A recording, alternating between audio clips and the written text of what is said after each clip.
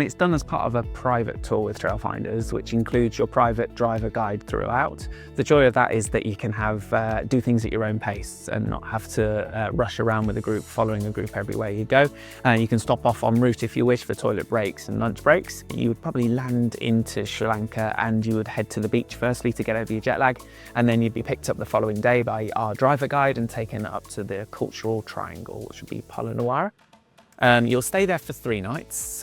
You'll use that as a base to venture out to places like Sigiriya, which is the Lion's Rock. You'll climb to the top at sunrise and get a fantastic view before heading back home. You'll also do a couple of game drives in Minaria National Park, which is known for its fantastic wild elephants.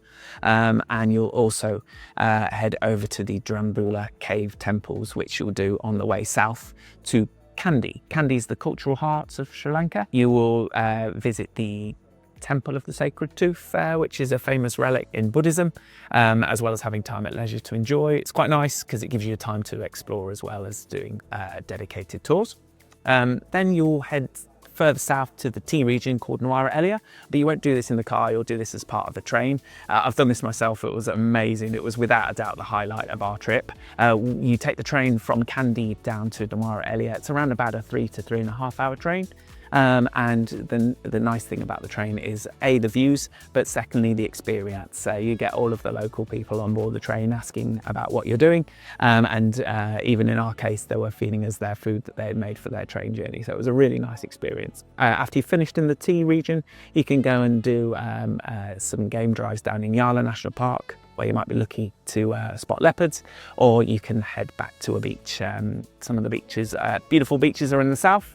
Just bear in mind that they're a little bit more wild, not necessarily the beautiful idyllic blue seas that you might expect from somewhere like the Maldives. And then you fly home. If you're going to splash out on accommodation, I'd probably recommend doing it in the tea region. They've got some amazing refurbished plantation houses. There's one in particular called Thotilagala, which I've stayed in myself. It is a really small boutique property with an infinity pool looking over all of the sweeping hills. It's situated right in the heart of James Lipton's old tea estate. So you can go over to up to Lipton's Seat, where you can get some fantastic photos looking over the sweeping hills, but the main joy of the hotel was the food and the drink. Everything is included, so you have all of your accommodation, your meals and your beverages included in the price. It's a really fantastic experience, well worth that additional cost.